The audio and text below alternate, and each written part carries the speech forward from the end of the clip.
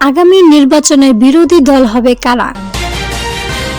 আওয়ামী লীগ সরকারের পতনের পর রাজনৈতিক লাইমলাইটে চলে এসেছে বাংলাদেশের জাতীয়তাবাদী দল বিএনপি। ক্ষমতায় যাওয়ার ব্যাপারে অনেকটাই নিশ্চিত দলটি। আসছে ত্রয়োদশ জাতীয় সংসদে যদি ক্ষমতাসীন দল হয় বিএনপি, তবে বিরোধী দল হবে কারা? গণমাধ্যমটি এক প্রতিবেদনে বলা হয়েছে, বাংলাদেশের এখন আওয়ামী লীগের অবস্থা বিপর্যস্ত।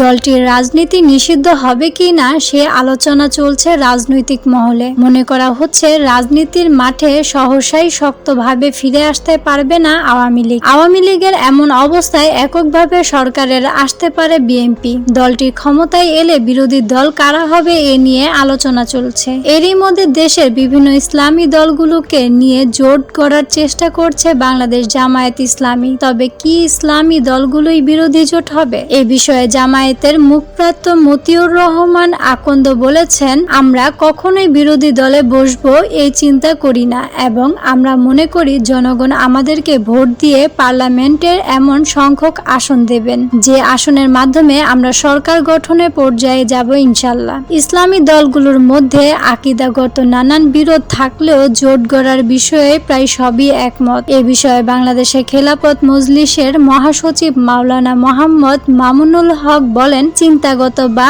মতাদর্শগত মত ভিন্নতাগুলো আমরা এই মুহূর্তে রাজনীতি মঞ্চে উপস্থিত করতে চাচ্ছি না। রাজনৈতিকভাবে ঐক্যবদ্ধ হওয়ার ব্যাপারে গুরুত্বপূর্ণ একমত প্রকাশ করেন এই নেতা। নানা সময়ে জামায়াতের ইসলামীর সমালোচনা করলেও পরিবর্তিত পরিস্থিতিতে দলটির সঙ্গে ঐক্য গড়ার দ্বিমত নেই ইসলামী আন্দোলন বাংলাদেশের সিনিয়র নায়াবে আমির সৈয়দ মোহাম্মদ ফয়জুল করিমের। তিনি বলেন, ঐক্যর যে প্রক্রিয়া চলছে তাতে আমরা আগ্রহী। আমরাই আগে থেকেই এই ব্যাপারে চলে এসেছি। ইসলামী দলগুলো জোট করে তেমন সফলতা পাবে না বলেও মনে করেন অনেক বিশ্লেষক। তাই আওয়ামী লীগ নির্বাচনের অংশ নিলে তারাই বিরোধী দল হয়ে ওঠে কিনা এমন প্রশ্ন উঠে আসছে।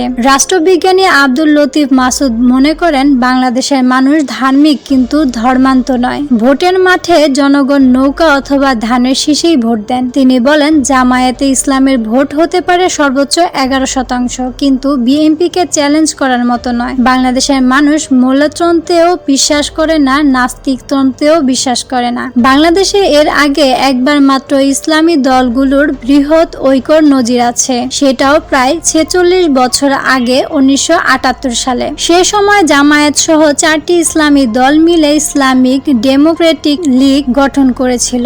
জোটটি সংসদ নির্বাচনে 20টি আসন পেয়েছিল। পরে অবশ্যই সে ঐক্য আর থাকেনি।